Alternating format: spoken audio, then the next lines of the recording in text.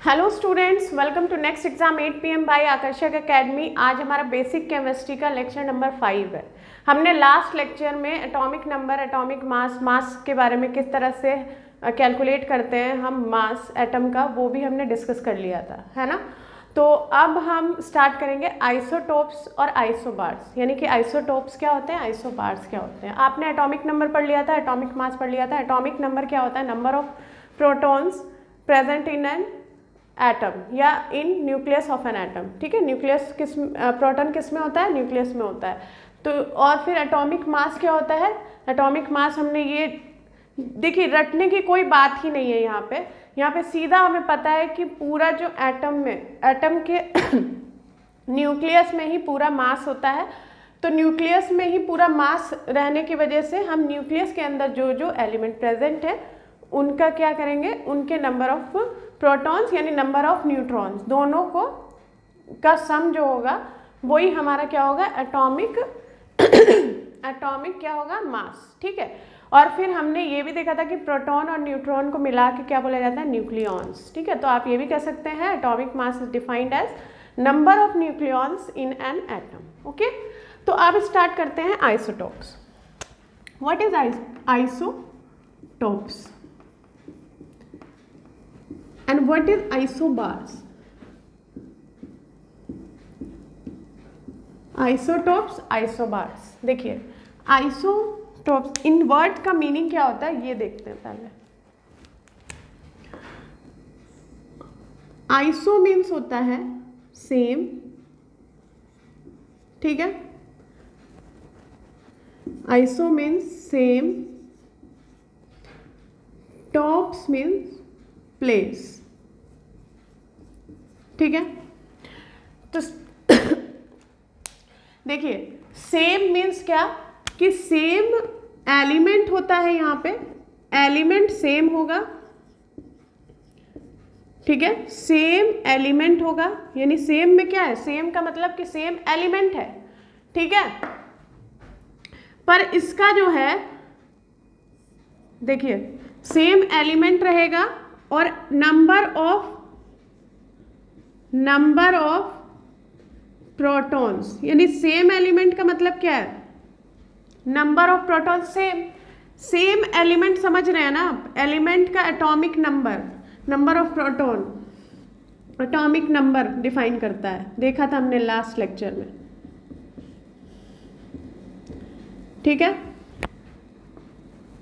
और डिफरेंट क्या रहता है, number of neutron, number of neutron. तो देखिए इससे आप एक चीज देख रहे हैं, नंबर ऑफ प्रोटॉन्स सेम होता है, ठीक है, नंबर ऑफ न्यूट्रॉन्स डिफरेंट होता है। तो इसका हम ये कह सकते हैं, इसका डेफिनेशन ये हो सकता है कि एलिमेंट्स यानी कि number of proton in which elements in which the number of protons is same and number of neutrons are different। ठीक है, एग्जाम्पल भी हम देखेंगे। अच्छा, हमने एग्जाम्पल एटॉमिक नंबर और एटॉमिक मास का एग्जाम्पल नहीं किया था, है ना। तो वो एग्जाम्पल जो है उसमें तो आपको समझ में आ गया था, मैंने केमिकल रिप्रेजेंटेशन बताया था, उसमें तो आपको पता होगा ना कि केमिकल कैसे केमिकल रिप्रेजेंटेशन हो रहा था, एटॉमिक मास किधर था, एटॉमिक नंबर किधर था। ठीक है, तो वो उससे आपको पता चल गया था कि एटॉमिक मास कहाँ लिखेंगे, एटॉमिक नंबर कहाँ लिखेंगे। फिर आप एटॉमिक नंबर और एटॉमिक मास में हमने एग्जाम्पल नहीं देखा था, वो भी हम साथ में देख लेंगे अभी कि क्या होता है। ठीक है, तो देखिए यहाँ पे क्या है, नंबर ऑफ प्रोटॉन्स जो हैं वो सेम होते हैं, ठीक है, और नंबर ऑफ न्यूट्रॉन्स डिफरेंट होते हैं, उसे कहते हैं आइसोटोप्स। ठीक है, तो इसका एग्जाम्पल क्या होगा आइसोटोप्स में, देखिए मैं एक डायग्राम बनाती हूँ। एटॉमिक स्ट्रक्चर ऑफ कार्बन बना रहे हैं हम।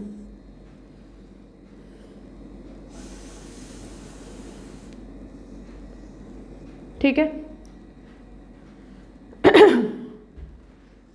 कार्बन एक ही एलिमेंट रहेगा जिसका डिफरेंट डिफरेंट एटॉमिक मास रहेगा, वो होता है आइसोटोप्स। ठीक है, तो अभी हम देखते हैं, डायग्राम बनाते हैं।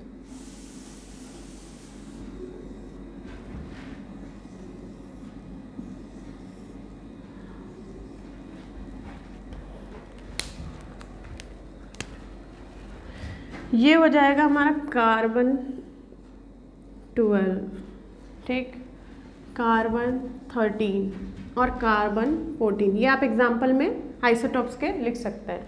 ठीक है, कैसे है? नंबर ऑफ प्रोटॉन्स सेम है, नंबर ऑफ प्रोटॉन्स में कोई चेंज नहीं है, यानी कि वो सेम रहेगा सब में, कार्बन है वो।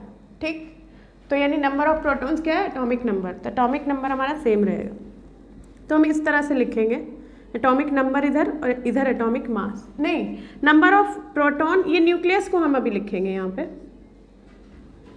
तो पहले नंबर ऑफ प्रोटॉन लिख लेते हैं, यानी कि Z हमारा सेम होगा, कितना होगा? 6 6 6। ठीक, और जो नंबर ऑफ न्यूट्रॉन, मैं N से लिख रही हूँ नंबर ऑफ न्यूट्रॉन को, और P से लिख रही हूँ नंबर ऑफ, देखिए Z ही तो P है, तो P और Z यहाँ लिख सकती हूँ मैं। Z क्या है? एटॉमिक नंबर, और एटॉमिक नंबर क्या शो करता है? Number of protons. तो Z और P हम इक्वल करके लिख सकते हैं सेम, क्योंकि ये सेम है, number of proton, number of proton तीनों में, ठीक है, सेम है। न्यूट्रॉन डिफरेंट होगा, तो इसमें क्या है? 6 रहेगा नंबर ऑफ न्यूट्रॉन, इसमें क्या है? 7 रहेगा, इसमें क्या है? 8 रहेगा। तो जिसकी वजह से क्या हो रहा है कि डिफरेंट डिफरेंट, अब हमें ये पता है कि ये दोनों मिला के, यानी कि N और P मिला करके क्या बनता है? Atomic mass. ये बनता है ना एटॉमिक मास। तो इससे क्या हो रहा है? देखिए इसी के अंदर 6 न्यूट्रॉन है, 6 न्यूट्रॉन है, 6 प्रोटॉन है, फिर इसमें 6, यहाँ क्या न्यूट्रॉन बदल जा रहा है, 7 न्यूट्रॉन है, इसमें 8 न्यूट्रॉन है, 6 प्रोटॉन है, 6 प्रोटॉन है। तो ये न्यूक्लियस डिफाइन हो रहा है यहाँ पे। अब हमें पता है इसी में मास है, तो इसका डिफरेंट हो गया एटॉमिक मास। एटॉमिक मास अगर हम देखें, या नंबर ऑफ न्यूक्लियॉन्स अगर हम देखें, तो कितना हो गया? इसमें 12 है, इसमें क्या है? इसमें 13 है, इसमें क्या है? 14 है। तो क्या हो रहा है? देखिए हम एक और लैंग्वेज में इसको डिफाइन कर सकते हैं कि इसका मतलब ये है कि सेम एटॉमिक मास होगा, सिंपल याद रखने के लिए, sorry atomic number, same atomic number होगा एंड डिफरेंट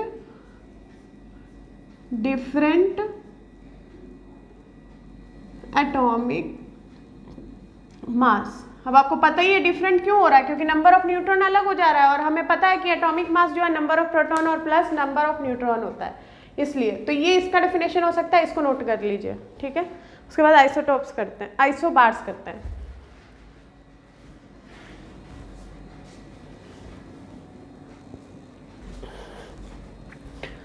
ओके, तो अब हम करते हैं आइसोबार्स। देखिए आइसोबार्स क्या है? आइसो मीन्स तो सेम ही रहेगा, बार्स मीन्स यानी कि इधर से आया था। देखिए ये असल में क्या था, पहले ग्रीक वर्ड था दोनों, आइसो और अलग था टोपोज, ठीक है ना, उसका मीनिंग ये सेम है, टोपोज का मतलब है प्लेस, ठीक है ना, तब हमने निकाला इस तरह से। अब देखिए आइसो बार्स क्या है, इसका भी क्या था, बारोज, बार्स को बारोज यानी ग्रीक वर्ड है ये सब, है ना, ग्रीक वर्ड हो गया। अब यहाँ क्या है, बारोज का मतलब है वेट, यानी कि सेम वेट का, या आप मास भी कह सकते हैं, ठीक है, हम यहाँ मास पढ़ रहे तो मास कह सकते हैं। तो सेम वेट यानी कि सेम मास, तो अब इससे आप थोड़ा दिमाग लगाइए तो क्या होगा, सेम यहाँ पे एटॉमिक मास होगा, अब यहाँ एलिमेंट डिफरेंट डिफरेंट होंगे, ठीक है, यहाँ पे एलिमेंट डिफरेंट होंगे, इसको हम लिख लेते हैं,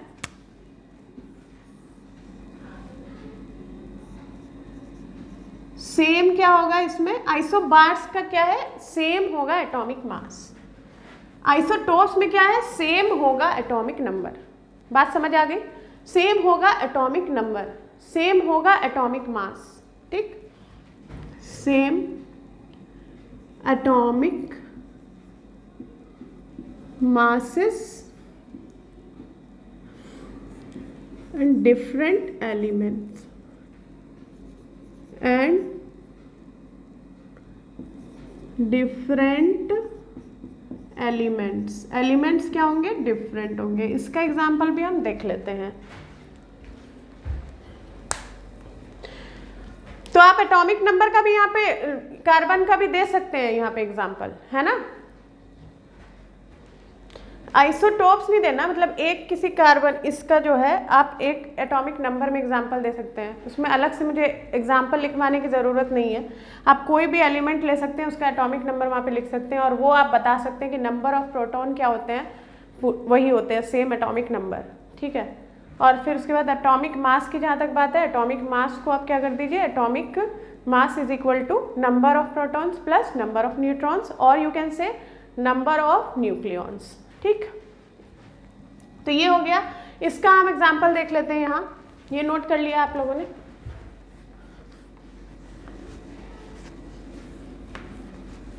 डिफरेंट 5 एलिमेंट्स ले लेते हैं, यानी कि 5 एलिमेंट्स वो क्या कहलाएंगे, आइसोबार्स, ठीक है।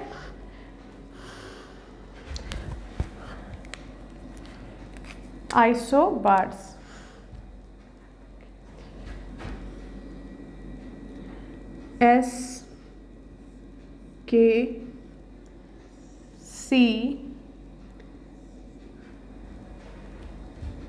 Ca, कैल्शियम आर्गन, ठीक है। ये क्या है, सल्फर है, एक हमने ले लिया सल्फर, एक हमने ले लिया पोटेशियम। ये एग्जाम्पल है किसका, एग्जाम्पल आइसोबार्स का, ठीक है।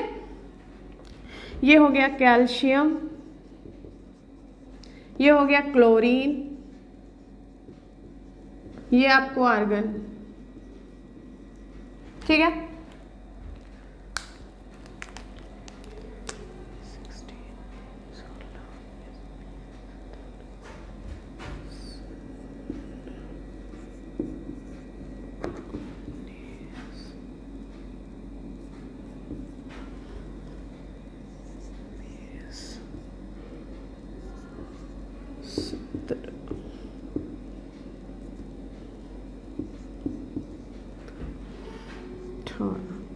देखिए ये इस तरह से रिप्रेजेंटेशन होता है, इसलिए मैंने पहले ही बता दिया था केमिकल रिप्रेजेंटेशन किस तरह होता है, कि ऊपर क्या होता है, एटॉमिक मास होता है, नीचे होता है atomic number, atomic mass atomic number, atomic mass atomic number, atomic mass atomic number, atomic mass atomic number, हो गया।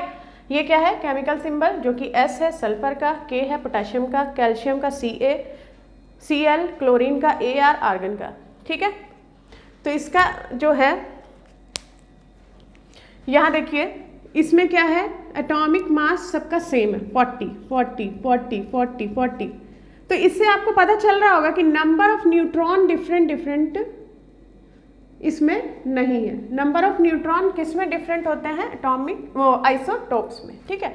तो यहाँ क्या है, number of proton plus number of neutron जो मिला के है, यानी एटॉमिक मास, वो क्या है, सेम है। बाकी ये क्या है, केमिकल सिंबल आप देख सकते हैं सबका डिफरेंट डिफरेंट है। वहाँ आप केमिकल सिंबल देख रहे थे कार्बन के केस में, आइसोटोप्स में, कि सेम ही एलिमेंट है, तो आप ये भी यहाँ पे सेम एलिमेंट भी लिख सकते हैं, सेम एलिमेंट के ही है, ठीक है। तो ये आपका एग्जाम्पल है, इसको नोट कर लीजिए। तो इसमें आपको दिख रहा है ये एग्जाम्पल में कि 40 ये सेम एटॉमिक मास के ये एलिमेंट्स हैं, इसको याद रखिएगा। ये एग्जाम्पल आइसोबार्स में आपको लिखना होगा, ठीक है। और 16, 19, 20, 17, 18 हैविंग डिफरेंट एटॉमिक नंबर, ठीक है। इसके बाद नेक्स्ट आपको इसको पहले नोट कर लीजिए, उसके बाद हम पढ़ते हैं क्वांटम नंबर्स के बारे में थोड़ा। क्या है कि जब हम क्वांटम नंबर्स जानेंगे तभी हम जानेंगे ऑर्बिटल्स के बारे में। देखिए ऑर्बिट और ऑर्बिटल्स के बारे में आपके सिलेबस में दिया हुआ है डिफरेंस, ठीक है, तो वो भी हम देख लेंगे। लेकिन आपको पता है कि ऑर्बिट्स क्या है? ऑर्बिट वर्ड आपका बहुत पहले ही निकल के आ गया है, यानी कि जब हम बोर्स थ्योरी पढ़ रहे थे या अभी भी मैंने जब क्या कहते हैं बोर्स थ्योरी का ये अभी जो शेल बनाया, एटॉमिक नंबर वगैरह बनाया मैंने, किसका, कार्बन का जो बनाया एटॉमिक स्ट्रक्चर, तो उसमें आपने देखा वो क्या है, वो स्ट्रक्चर ही तो है एटम का, और जिसमें आप देख रहे हैं कि ये क्या बन रहा है, ये क्या है, एक पर्टिकुलर ऑर्बिट है। सबका बताया गया था कि जो बोर्स ने क्या बताया था कि सब अपने फिक्स्ड ऑर्बिट में इलेक्ट्रॉन्स रहते हैं ना, उन फिक्स्ड ऑर्बिट की अपनी एनर्जी होती है। तो ऑर्बिट वहाँ पे क्या है, आप शेल भी कह सकते हैं, ऑर्बिट भी कह सकते हैं, जिसके अंदर इलेक्ट्रॉन रिवॉल्व करता है, ठीक है। इतना आप ऑर्बिट्स के बारे में कह सकते हैं, ठीक है। अब आएगी बात ऑर्बिटल्स की, तो उससे पहले हमें क्वांटम नंबर्स को थोड़ा देखना होगा, ठीक है। वो है तो बहुत ज़्यादा ही बड़ा, मतलब कहने का मीन्स है कि आपको क्वांटम नंबर्स कब आया, जब बोर्स की थ्योरी भी कब की वो निकल गई, ठीक है ना, यानी कि वो वहाँ पे फेल हो गया वो भी थ्योरी, उसके बाद भी थ्योरीज आई, ठीक है ना। उसके बाद आपकी लास्ट थ्योरी जो है यानी कि डी ब्रॉगली की, डी ब्रॉगली आपने फिजिक्स में पढ़ा होगा। डी ब्रॉगली का वेव, यानी कि उन्होंने क्या बताया था कि वेव नेचर बताया इलेक्ट्रॉन का, ठीक है। हमने तब तक पढ़ा था बोर्स थ्योरी के अकॉर्डिंग, या और भी थ्योरीज सब आई थी, उसमें क्या था कि इलेक्ट्रॉन जो है वो रिवॉल्व करता है, ठीक है ना, अपने ऑर्बिट में। लेकिन जो डी ब्रॉगली ने लास्ट बताया था, मैं उतना वो एक्सप्लेन नहीं करूँगी क्योंकि वो सब नहीं पढ़ना है, वो फिजिक्स का भी पार्ट है, आपने पढ़ा होगा या आप पढ़ेंगे कभी, ठीक है। तो उसमें क्या है कि आपको डी ब्रॉगली ने क्या बताया कि इलेक्ट्रॉन जो है वो एक वेव है, ठीक है। तो इलेक्ट्रॉन वेव है और उसकी इक्वेशन वगैरह दी, ठीक है ना। और हमें लेकिन यहाँ पे क्वांटम नंबर्स पढ़ना है, ठीक है। उसी के बाद आया क्वांटम नंबर्स, ठीक है। तो वहीं से हम देखेंगे कौन कौन से क्वांटम नंबर्स होते हैं, 3 क्वांटम नंबर। देखिए वो हमें पढ़ना इसलिए भी ज़रूरी है क्योंकि हमें पता चलेगा ऑर्बिटल्स जो है वो अलग चीज़ है। ऑर्बिट जो है हमें यहाँ पे बता रहा है कि एकदम हमारा जो इलेक्ट्रॉन है वो यही मिलेगा, इस ऑर्बिट पे इतना है, इस ऑर्बिट पे इतना ही मिलेगा, इसके अकॉर्डिंग ये था, ऐसा एटॉमिक स्ट्रक्चर के अकॉर्डिंग ये था कि हमें पता है कि इलेक्ट्रॉन हमारा इस ऑर्बिट में इतना है। लेकिन बाद में इतनी थ्योरीज आई, ठीक है, तो यहाँ पे ये हुआ कि अब इलेक्ट्रॉन तो भाई वेव है, वो तो कहीं भी रह सकता है अंदर, तो उन्होंने ये कुछ ऐसा बताया कि वो ऑर्बिटल जो है, ऑर्बिट तो हमें ये बताता है कि फिक्स्ड प्लेस कहाँ है इलेक्ट्रॉन का। ऑर्बिट अगर आप देखें, ऑर्बिट अगर आप देखेंगे तो फिक्स्ड प्लेस बता रहा है किसका, ऑफ इलेक्ट्रॉन का, है ना, फिक्स्ड प्लेस बता रहा है। लेकिन ऑर्बिटल्स की जब बात आएगी ना तो वो तो एक तो 3D बात आएगी, यानी कि 3D शेप्स होगा वहाँ पे, ठीक है ना। 3D क्या है वो अभी हम देखेंगे, ठीक है ना। लेकिन ये 3D की बात है और ये प्लेनर की बात है ठीक है। तो 3D में इस तरह से होता है कि इनका अलग अलग शेप होता है, इनके ये ऑर्बिट जो है वो शेल है, KLMN यहीं तक लिमिटेड था, लेकिन अब उसके भी अंदर की बात हो रही है ऑर्बिटल, ठीक है। तो वो हमें आगे अब देखना है क्वांटम नंबर्स में कि वो क्या है। और यहाँ फिक्स्ड नहीं बताएगा, यहाँ प्रोबेबिलिटी बताएगा, प्रोबेबिलिटी ऑफ फाइंडिंग इलेक्ट्रॉन्स, ठीक है। इलेक्ट्रॉन को फाइंड करने की प्रोबेबिलिटी बताएगा, तो इसीलिए हम इसको आप नोट कर लीजिए। उसके बाद हम देखते हैं क्वांटम नंबर्स, ठीक है। स्टार्ट कर देते हैं, कितना है।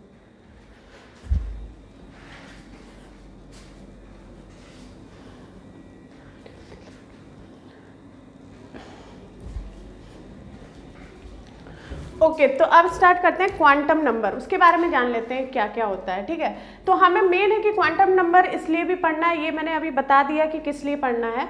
ठीक है, कि ऑर्बिटल्स के बारे में हम जानेंगे कि क्या होता है, 3D जो उसका प्लेस है, यानी कि 3 डायमेंशनल है वो जो वहाँ पे प्लेस है उसका इलेक्ट्रॉन का, वो भी प्रोबेबिलिटी है, वो हम देखेंगे किस तरह का शेप है क्या है। और फिर सबसे पहली बात ये है कि हमें जो है आगे पढ़ना है क्या, ऑर्बिटल्स को फिल करने का। ठीक है ना, फिल करने का रूल जो है, यानी कि हंट्स रूल वगैरह है, अफबाउस प्रिंसिपल है, सब कुछ इससे रिलेटेड है। तो पहले हमें क्वांटम नंबर देखना होगा क्या है, उसकी वैल्यूज़ क्या है। ठीक है, तो क्वांटम नंबर्स देखिए क्या होता है। क्वांटम इलेक्ट्रॉनिक कॉन्फ़िगरेशन हमें करना है ना, टिल एटॉमिक नंबर 30 तक आपके सिलेबस में है, वो भी हम करेंगे। क्वांटम नंबर्स पहले जान लेते हैं।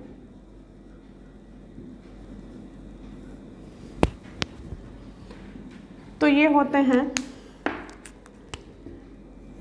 N L M S। अब कोई से M और भी तरह से भी डिनोट किया जा सकता है, लेकिन हम नाम जब पढ़ लेंगे तो हमें पता चलेगा ओ ये इसका नाम है। ठीक है, इसको कहते हैं प्रिंसिपल क्वांटम नंबर, इसकी स्पेलिंग यही रहती है प्रिंसिपल, स्कूल वाले प्रिंसिपल के, प्रिंसिपल क्वांटम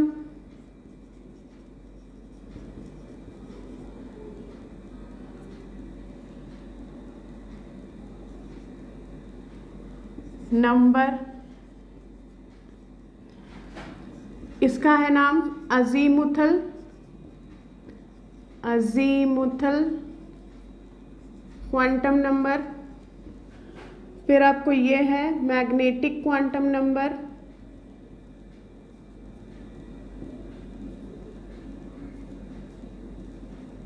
ठीक है, ये आपको स्पिन क्वांटम नंबर।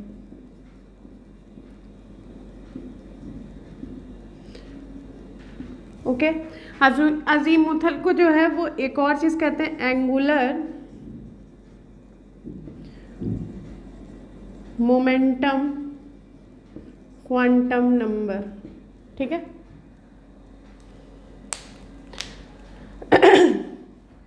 अब देखिए क्वांटम नंबर्स में N L M S हमने देख लिया, ये एक तरह का हमें एड्रेस बताएगा। क्या करेगा, एड्रेस बताएगा इलेक्ट्रॉन का, वो भी परफेक्ट एड्रेस हमें नहीं मिलने वाला है, एक्यूरेट नहीं मिलने वाला है, पर हमें एड्रेस बताएगा।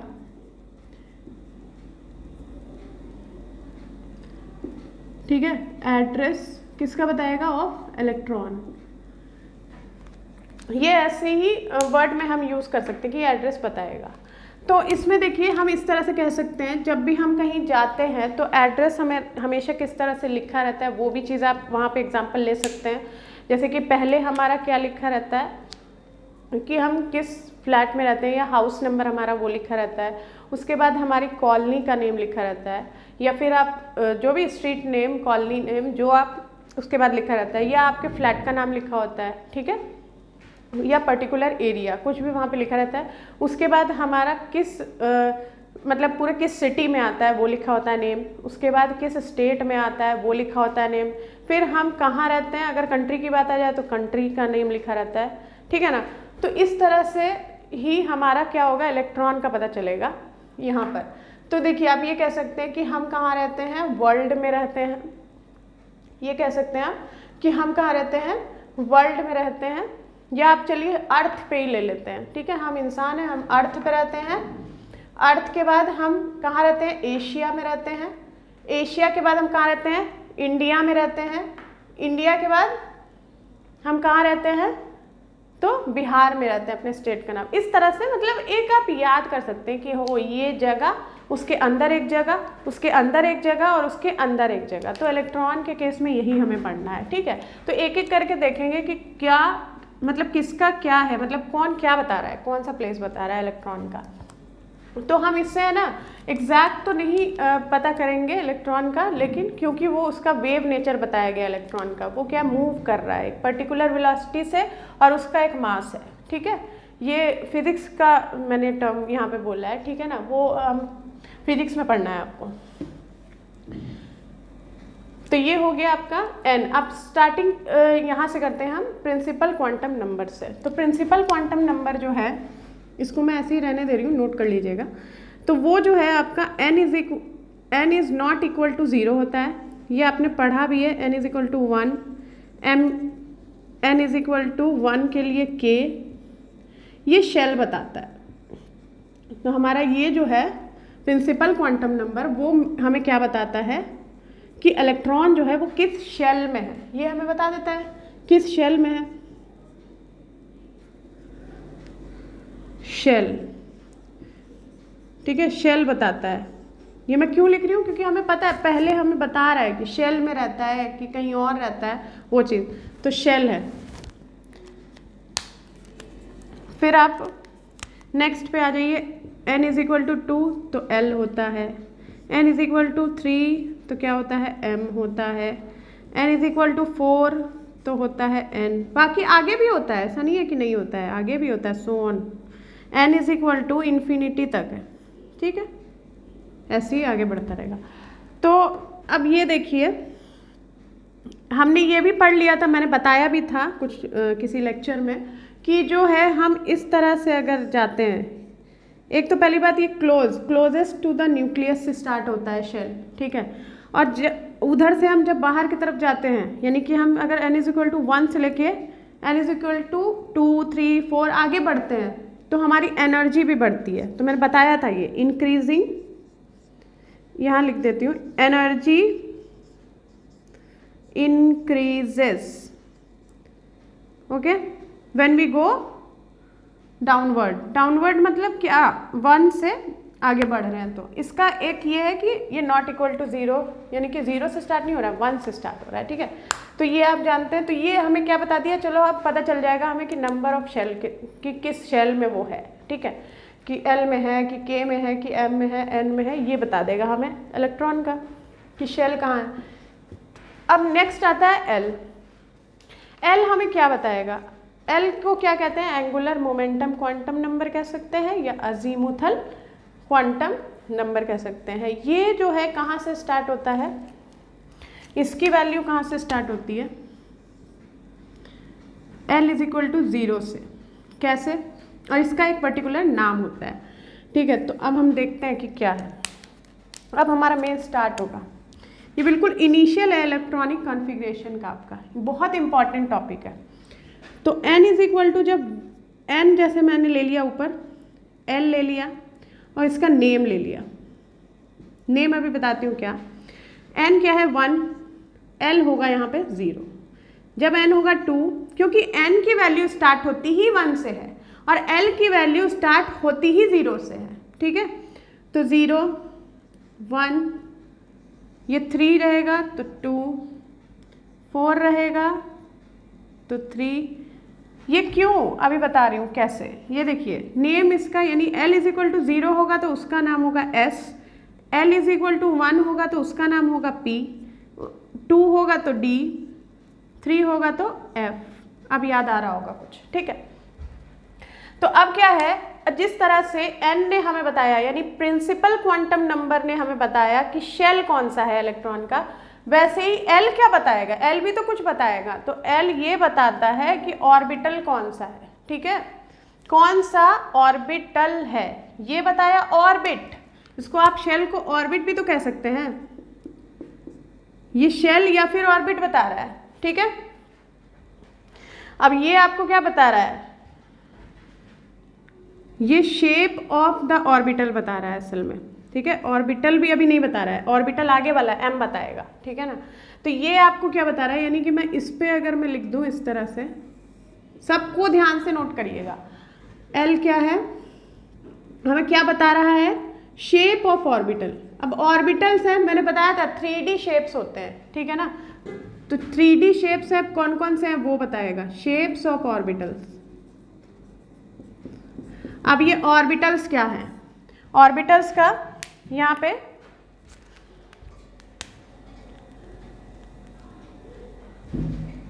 ऐसे लिख लीजिए, यहाँ पे ये क्या है, 3D स्पेस है। 3D स्पेस कैसा 3D, ये 3 डायमेंशनल स्पेस है जहाँ पर हम इलेक्ट्रॉन को फाइंड करने की प्रोबेबिलिटी सबसे ज़्यादा हाई होती है। ठीक है, 3D space where the finding of probability of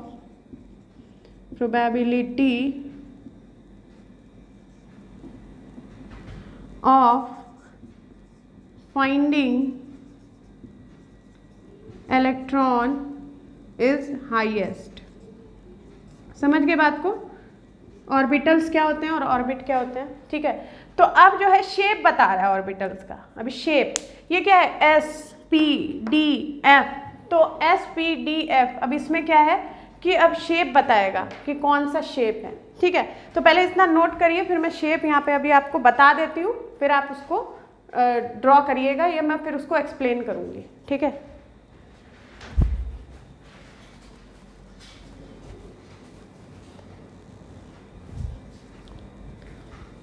अब देखिए मैंने ड्रॉ कर दिया है पहले ही। अब यहाँ पे देखिए समझिए क्या है, ये शेप ऑफ ऑर्बिटल्स कैसे बता रहा है। तो हमने ये देख लिया कि L जो है वो लाई कर रहा है 0 से, यानी कि 0 से आगे लाई कर रहा है, 0 1 2 3 फिर सो ऑन नीचे जाएगा। तो अब ये क्या है, 0 जब L की वैल्यू 0 है तो उसका नेम होता है S। ठीक है, 1 है तो P, 2 है तो D, 3 है तो F, और नीचे भी और जाएगा, 4 है तो G।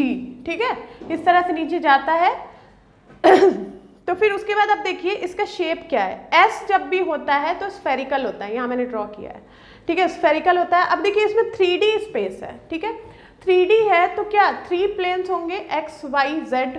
ठीक है, हो सकता है ये स्फेरिकल ऐसे हो, या मतलब ये तो स्फेरिकल है, खैर ये तो इसकी कोई बात नहीं है, ये स्फेरिकल होगा। तो ये ओरिएंटेशन, देखिए सबसे पहली बात ऑर्बिटल्स पे आती है ओरिएंटेशन की, एक्स ओरिएंटेशन है, वाई है या जेड है, किसी की तरफ भी हो सकता है। ठीक है ना, ये भी एक बात है। तो ऑर्बिटल जो है वो 3D स्पेस होता है जहाँ probability of finding electron highest होती है। लेकिन ये जो है ऑर्बिटल ये भी बताता है कि किस तरफ ओरिएंटेड है, यानी कि जो शेप है किस तरफ, यानी कि एक्स एक्सिस के प्लेन पे है। समझ रहे हैं ना 3D का मतलब क्या है। एक्स एक्सिस ऐसे हो गया, चलिए मान लिया दिख गया, वाई ऐसे, कोई भी एक्स वाई जेड हो सकता है। फिर अब जो दूसरा जेड एक्सिस होगा वो क्या है, अंदर और बाहर की तरफ। 3D है ना, 3D है तो अंदर बाहर की तरफ रह सकता है। जैसे ये मैंने बनाया है, एस स्फेरिकल होता है, ये आप समझ गए। पी जो है डम्बेल, डम्बेल जो है वो जिम करने में उठाया जाता है, या आप एक्सरसाइज वगैरह करने में जिम करते हैं लोग, तो उसमें डम्बेल होता है जिसको वेट को उठाया जाता है, तो उसी शेप का कुछ रहता है। ठीक है, तो उस तरह के शेप का ये मैंने बनाया है। देखिए तुम इस तरह से बना दिया। अब ऐसे भी रह सकता है, वाई ओरिएंटेड, एक्स ओरिएंटेड, तो जेड क्या ऐसा भी दिख सकता है, दिखने में ज़रूरी नहीं है ऐसा। हम तो भैया 2D सरफेस पे बना रहे हैं 3D चीज़ को। तो किस तरह से बना रहे हैं कि भाई z की तरफ, अगर z ये वाला एक्सिस कैसा होगा ये भी है, डिपेंड करता है। तो इसका मतलब क्या है, ये ऐसा नहीं है, ये इसका मतलब ये है कि आधा इधर है और आधा अंदर है। 3D समझ रहे हैं ना, कि आधा बाहर आधा अंदर, 3D है पूरा, जैसे हमारा 3D है। ठीक है, तो ये क्या है, ये हो गया डम्बेल शेप। और D क्या होता है, D डबल डम्बेल होता है। डबल डम्बेल यानी कि इस तरह से और इस तरह से। तो वो ओरिएंटेशन किधर भी हो सकती है, एक्स ओरिएंटेशन पे हो सकता है, वाई पे, जेड पे। और ये जो है मैंने ये पर्टिकुलर, ये फिक्स नहीं है कि एक्स यही होगा वाई ये होगा, देख रहे हैं आप, डिफरेंट डिफरेंट मैंने किया हुआ है। ठीक है, तो और अब बात आती है एफ की। एफ में क्या होता है कि वो बनाना थोड़ा सा वहाँ पे डिफिकल्ट है। ऐसा होता है कि एफ का होता है आपको डबल, यहाँ पे डबल डम्बेल है, तो यहाँ 8 फोल्ड स्ट्रक्चर होते हैं इसके। ठीक है, तो यहाँ पे लिखना होगा, F के बारे में भी लिख लीजिए कि 8 फोल्ड, यानी कि एक तो पहली बात इसको इसके सामने ये लिखते हैं, इसका शेप कैसा होता है, अगर कोई पूछता है तो इसका शेप होता है कॉम्प्लिकेटेड। ठीक है, और 8 फोल्ड स्ट्रक्चर होता है इसका, 8 फोल्ड स्ट्रक्चर। ठीक है, समझ गए, 8 फोल्ड स्ट्रक्चर होता है। तो ये शेप बताता है किसका, ऑर्बिटल का।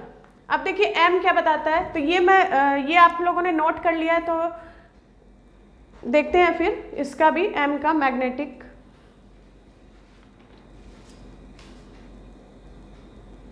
ठीक है, m को भी देख लेते हैं, उसके बाद हम नेक्स्ट लेक्चर में करेंगे आगे वाला यानी s, पूरा हम देखेंगे आगे क्या हो रहा है, ठीक है। इसको आप कर लीजिए।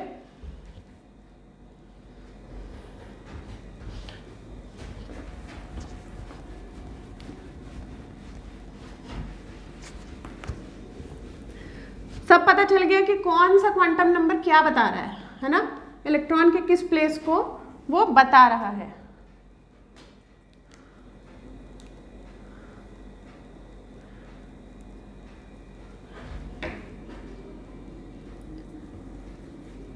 देखिए अब m जो है वो क्या बताएगा, वो बता रहा है नंबर ऑफ ऑर्बिटल्स। देखिए वो ऑर्बिटल्स का शेप था, अब नंबर ऑफ ऑर्बिटल्स, ये ऑर्बिटल्स को आप सब शेल भी कह सकते हैं, ठीक है, ये मत कहिए सब शेल से कंफ्यूजन हो जाएगा, ठीक है। शेल हो गया, ऑर्बिट से समझ रहे हैं सही। नंबर ऑफ ऑर्बिटल्स यानी कि ऑर्बिटल का हमने शेप देख लिया, अब इसी के अंदर कहीं प्रेजेंट होगा, यानी कि अब जो ये इसी के अंदर इलेक्ट्रॉन प्रेजेंट होगा, ठीक है, ऑर्बिटल्स के अंदर इलेक्ट्रॉन प्रेजेंट होगा। तो देखिए नंबर ऑफ ऑर्बिटल्स कैसे बताता है, तो हम बना लेते हैं n l m, n is equal to 1 l 0। m की वैल्यू कैसे लाई करती है वो मैं लिख देती हूँ, minus l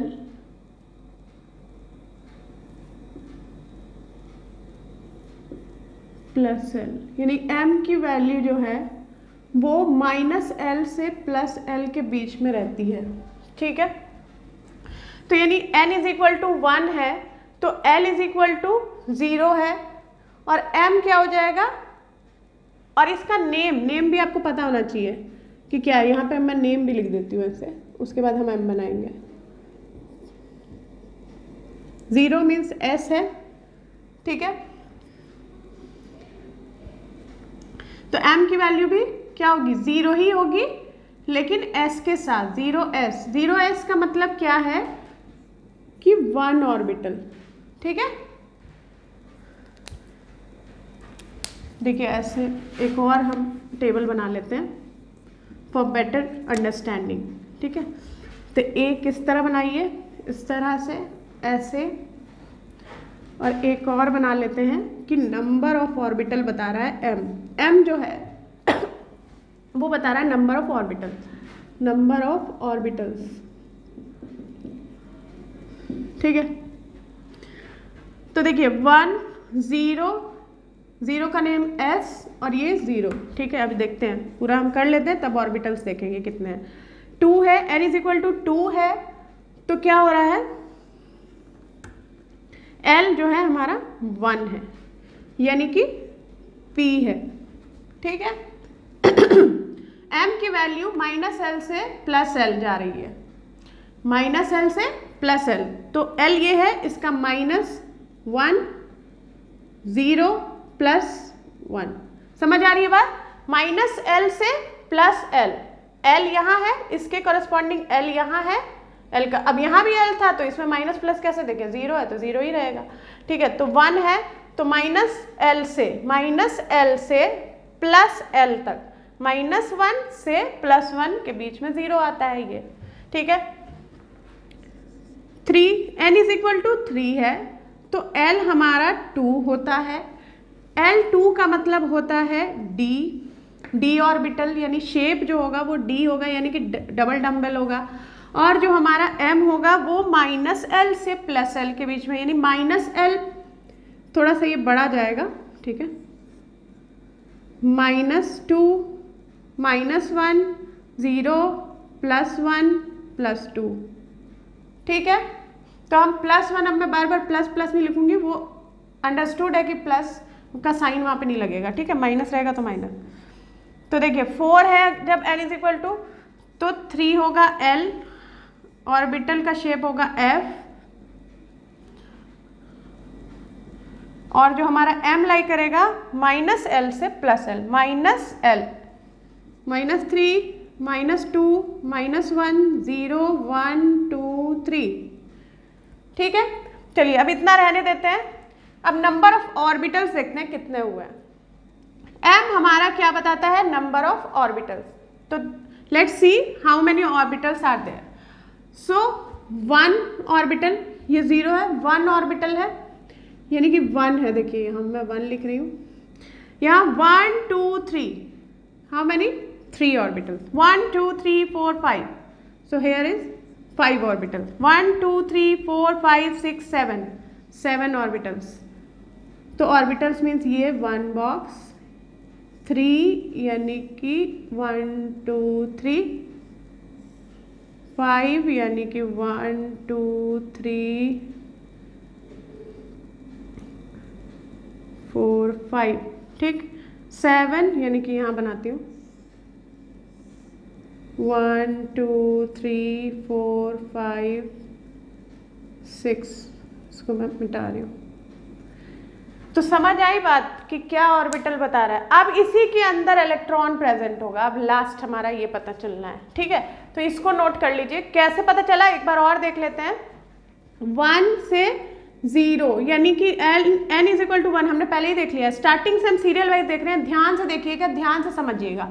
n is equal to 1, l is equal to 0 होता है, ठीक है, क्योंकि n की वैल्यू नॉट इक्वल टू 0 होती है, इसलिए 1 से स्टार्ट होती है। l जो है 0 से ही स्टार्ट होता है। सो 1 के आगे 0, 0 का नेम होता है s, यानी कि s यानी स्फेरिकल होता है ऑर्बिटल का शेप। तो ये जो है हमें बताता है नंबर ऑफ शेल, ठीक है, कि कौन से शेल में प्रेजेंट है, यानी K, L, M, N, ठीक।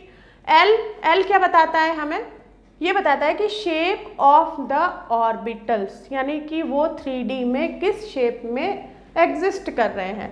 तो ये स्फेरिकल, ये हो गया हमारा डम्बेल, ये डबल डम्बेल, ये कॉम्प्लिकेटेड, ठीक है। अब ये जो है S हमारा ये बता रहा है L, M की वैल्यू हमने देखा -L से लेके +M तक लाई कर रही है। तो हमारा जो 0 है तो यहाँ 0 ही रहेगा, ठीक है, क्योंकि 0 का माइनस प्लस हम नहीं लेंगे। तो अब यहाँ देखिए 1 अब आएगा -L से +L, तो -L से +L, -L से +L, -L से +L, ओके। अब ये m क्या बताता है हमें? m ये बताता है नंबर ऑफ ऑर्बिटल्स, ठीक है, नंबर ऑफ ऑर्बिटल्स जो होते हैं वो कितने होते हैं। तो ये हमने देख लिया m की वैल्यू ऐसे, तो ये सब हमने काउंट कर लिया। 1 यानी 1 बॉक्स, यानी ये ऑर्बिटल है, इसी में फिल करना है हमें। यही फिल करने का हम रूल पढ़ेंगे अभी, ठीक है। तो इसीलिए हमें ये सब समझना बहुत ज़रूरी है, ठीक है। तो ये 1 हो गया, ये 3, ये 5, ये 7, इस तरह से बॉक्सेस बनेंगे, ठीक है। तो ये पूरा अच्छे से समझिएगा, यहीं से स्टार्ट होगा इलेक्ट्रॉनिक कन्फिग्रेशन से लेके सारे रूल्स वगैरह यहीं स्टार्ट होंगे। कौन सा होगा, पॉलीज एक्सक्लूजन प्रिंसिपल क्या होता है, ये सारी चीज़ें हमें देखनी है। तो इसीलिए बहुत इंपॉर्टेंट टॉपिक है, इसको ज़रूर करिएगा। और आज का लेक्चर हम यहीं पे करते हैं ख़त्म, क्योंकि अब फिर हम नेक्स्ट लेक्चर में स्टार्ट कर देंगे आगे। मतलब क्या, ये हमारा जो एक और क्वांटम नंबर बचा हुआ है वो s, ठीक है, स्पिन क्वांटम नंबर, यानी किस तरह से स्पिन होता है, ठीक है, किस तरह से इलेक्ट्रॉन इसमें फिल किया जाएगा वो भी हम देखेंगे। Okay, thank you students.